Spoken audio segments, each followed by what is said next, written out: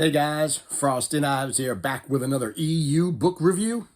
And today we are going to be talking about a book by Sean Williams called Star Wars: The Force Unleashed, which is the novelization of the video game by the same name. And since this is a novel that is based on a video game, it reads very much like a novel that is based on a video game. So a little backstory. The original script for A New Hope went through various rewrites before it finally became the product that we know and love today. And in some of the earlier rewrites, Luke Skywalker had a very different name. In the early treatments for Star Wars, he was known as Luke Starkiller, which is admittedly a very cool name, but apparently something that Lucas may not have been completely on board with, because he eventually changes his name, the name of his hero, to Luke Skywalker, and the rest is history. Perhaps he thought that Starkiller was too violent sounding of a name for our hero, and so he dropped it. But that name stayed in the fans and in psyche for a very long time. Disney, when they bought Lucasfilm and created their new trilogy, brought the name officially into the Star Wars canon in The Force Awakens, when they named the big base that the rebels were fighting against at the end, Starkiller Base. So they did make it canon, finally. But before that, people were vying to see how they could utilize the name somehow in Star Wars lore. And so it came to be that somebody decided that Starkiller would make a really cool name for a character who eventually would become Darth Vader's secret apprentice. And that's what we have here with The Force Unleashed. We are introduced to our sort of nameless protagonist, who is called Starkiller, both in the book and in the game. And he is Darth Vader's secret apprentice. He was stolen from his father, on Kashyyyk. He had lived with his father, who was a Jedi, on the planet Kashyyyk, and Darth Vader went to Kashyyyk to, get the Wookiees because they needed labor for the Death Star. And he winds up killing this boy's father and then taking the boy as his secret apprentice and raising him as his own and raising him to be strong in the dark side, because he's going to use this apprentice to help him take down the Emperor, right? That's what Starkiller has known his whole life, that he is being trained to be powerful on the dark side so that he can help Vader kill the Emperor, and they will now rule the galaxy. And so the story is sort of split into two sections. In the first section, Darth Vader sends Starkiller on 3 missions to go kill 3 Jedi. 3 Jedi who are in hiding. General Coda, I forget the second one's name, and then Shaak Ti on Felucia. So 3 different missions. Go kill these people for me. These are a rogue Jedi, and Starkiller does that. And then in a sort of twist of fate, after those are done, those missions are complete, the Emperor discovers that Vader has a secret apprentice, and that forces Vader to kill him. Halfway through, he murders Starkiller and tosses him out of an airlock, tosses him through a window out into space. But he doesn't stay dead. Oh, no. Vader then captures him secretly again and brings him back to life and says, okay, I know I told you that the mission was to kill the hunt Jedi, but this is a different mission now. And the different mission is, I want you to gather the Emperor's enemies all together. So I want you to go out. We know that this rebellion is fomenting. There's pockets of rebellion everywhere. So I want you to go out and make friends with the rebels. And I want you to pretend to be one of them. And I want you to bring the leadership to me so that we can stamp them out. So that they can, well, actually, that's not true. I want you to bring the rebels and I want you to unite them against the Emperor so that they can help us defeat him. But in reality, you know how it goes. He wants Starkiller to gather all the rebel leaders together so that he can eliminate them. Starkiller's the pawn. We know this. And that's what he winds up doing. He winds up gathering Mon Mothma, Bail Organa, and Garm Bel Iblis together, to which the Emperor will then swoop in, and Vader will swoop in and take them so that he can crush the head of the rebellion. And all this time you find out that, Starkiller was a pawn. It's a bit of a convoluted story. And trust me when I say it works better as a video game than it does a book. Because, like I said at the beginning, this reads very much like a video game, right? You have a mission, and then you have a boss. Then you have a mission, and then you have a boss. Then you have a mission, and then you have a boss. Then you have mid-game plot twist. And now we're going back to the same planets that we did in the first half of the game, and we're recruiting this one. You have a mission and a recruit, and a mission and a recruit, and a mission and a recruit, and then endgame twist, and there's your story. So, having read the book and played the game, I much would have rather play the game than read the book. Because if I'm going to read a video game, I'm going to play a video game. Not that the story was inherently bad, or that the writing was inherently bad. It wasn't. It just felt like reading a video game. And if you know, you know. So let's talk about maybe some of the issues that I had with the story itself. Number one, Starkiller was way powerful. Way too powerful. Now, again, as a video game, that works.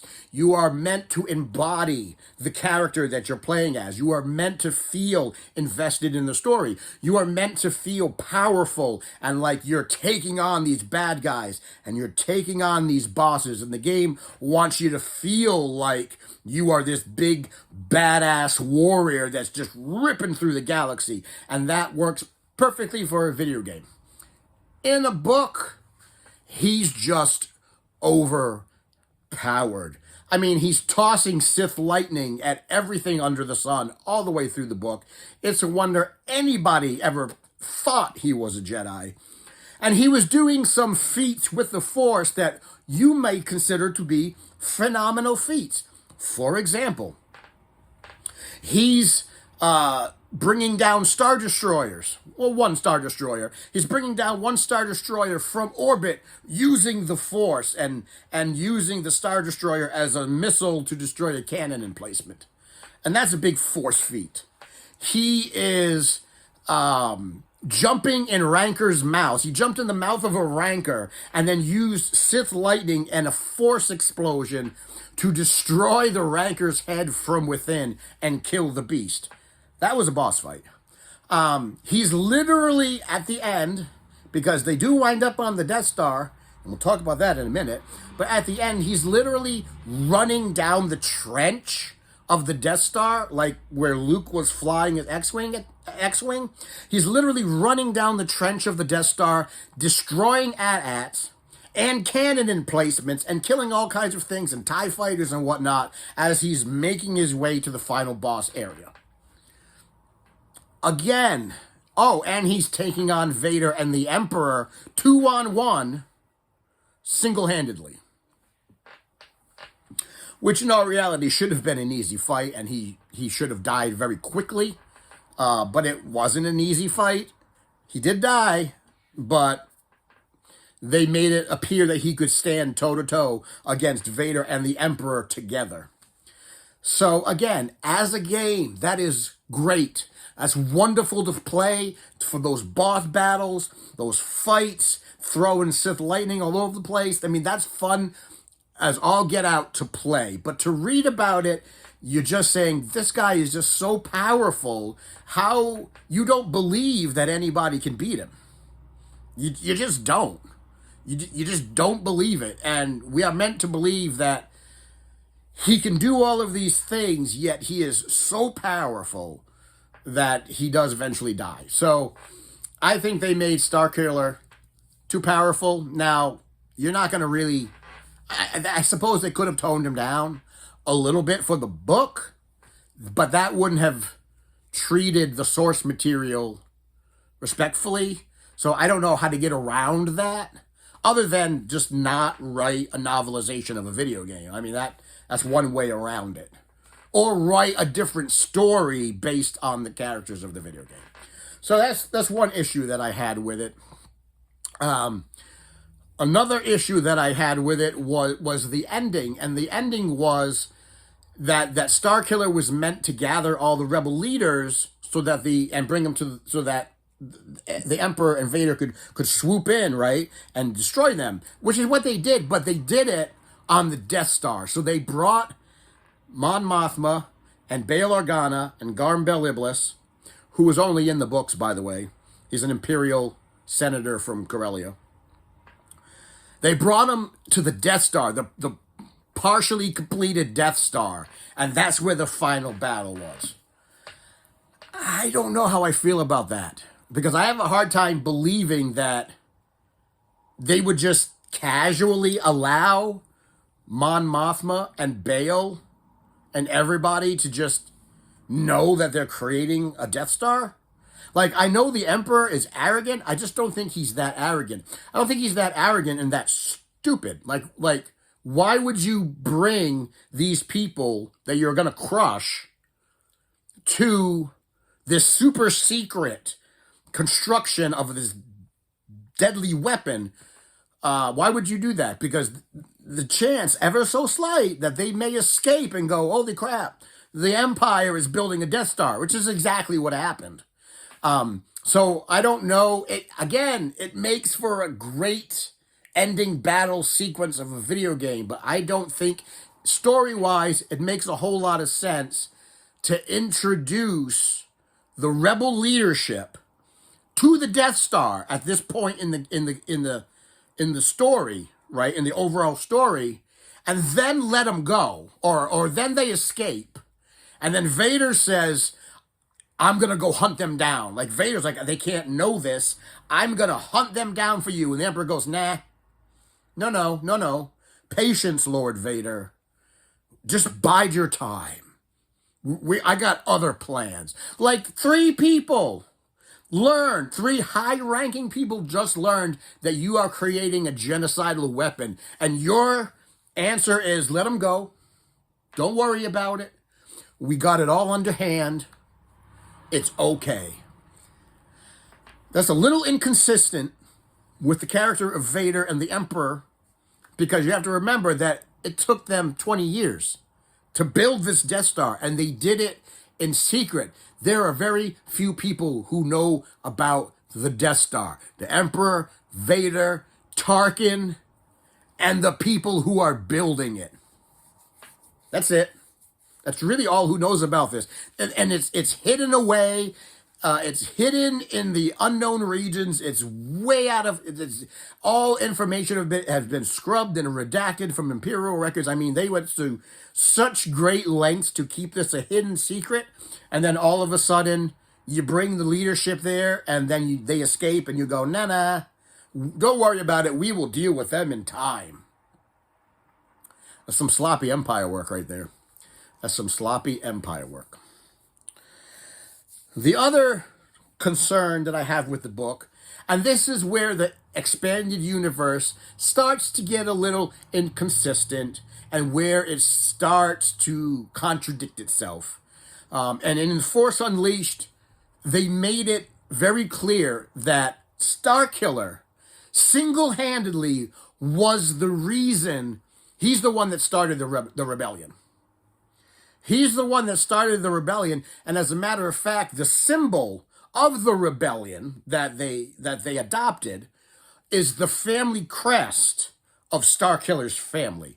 So they made it very clear that he was the one who was the igniting factor in creating the Rebel Alliance, which contradicts other material in the expanded universe, right? Because we're still reading the Han Solo trilogy, and in the Han Solo trilogy, we're going to find that it's very much stated that Bria Theron was one of the people, if not the main person, who helped bring the rebellion together and start the Rebel Alliance. So there's some contradiction in the expanded universe lore about how the Rebel Alliance was created.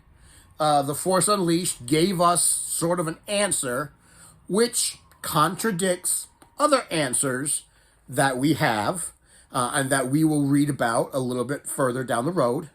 But right now, that's where the book lands, and it's up to the reader, I guess, to rectify that information in their own mind about how these pieces fit. And as much as they have tried to make all the pieces of the expanded universe fit smoothly, there are some jagged bumps. There's some jagged bumps, and there are some pieces that don't jive with each other, and this is one of them, which is who started the Rebel. How did the Rebel Alliance start? And in the Force Unleashed, we learn it was Starkiller that gathered everybody together and jump-started the Rebel Alliance. And in the Han Solo trilogy, we learned that it is Bria Theron who has been working with the rebels and has been uniting sort of the rebels together to help jumpstart the Rebel Alliance. Now, maybe when I read Rebel Dawn, there'll be a way to smooth these edges over. But for right now, this is where we stand with The Force Unleashed and the beginnings of the Rebel Alliance. Overall, like I said, this is not a bad book in and of itself. I think I gave it a 3 on Goodreads. The writing is crisp. The writing is fine, but it just feels like you're reading a video game. And if you have the choice to either read this novel or play the video game, I would recommend you play the video game, because at least you will get a sense of satisfaction out of it for having beaten the video game. And by the way, there are 2 endings to the video game. There's a light side ending and a dark side ending. The dark side ending is where Starkiller kills everybody and takes over the galaxy and becomes the new emperor. That's the dark side ending. The book follows the light side ending. So that's what you're reading when you read the book. Like I said, it's not terrible, but I'd rather play the video game, and I gave it a 3 on Goodreads. The next book that we're going to be reading, talk about convoluted lore. The next book we're going to be reading in the Expanded Universe series is Death Star by Michael Reeves, which is about the history of the Death Star. And if you want to read a very convoluted history, you reread the history of the Death Star, because it has an extremely convoluted history. So guys, that's my review of Star Wars: The Force Unleashed by Sean Williams. Have you read it? Have you played the video game? Did you like it? Did you like the book? Did you like the video game? Did you not like the book or the video game? What were your thoughts about it? Comment below what you thought about this story.